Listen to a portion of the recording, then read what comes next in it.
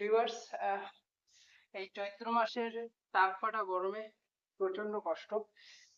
তার ভেতরে আমাদের পিঠে ডেলিভারি ব্যাগ সবসময় ক্যারি করতে হয়, তো সেটার জন্য সারা গায়ে র্যাশ বেরিয়ে গেছে। দেখো পায়ে কেমন লাল হয়ে গেছে, ঘামাচি হয়েছে, চুলকে চুলকে লাল হয়ে গেছে পুরো। তারপর পুরো পিঠে শরীরে চারিদিকে দানা দানা ঘামাচি বেরিয়ে গেছে, প্রচণ্ড জ্বালা জ্বালা করছে। মানে কোনো গেঞ্জি জামা গায়ে দিতেই পারছি না, কাজ করব কি করে। তারপর যে কদিন ছুটি নিয়ে একটু রেস্ট নেব, এই গরমের ভিতরে কাজ করতে পারছি না, সেটাও হবে না, কারণ কিছু ছেলে কাজে আসেনি, এখন লোড ক্লিয়ার করতেই হবে।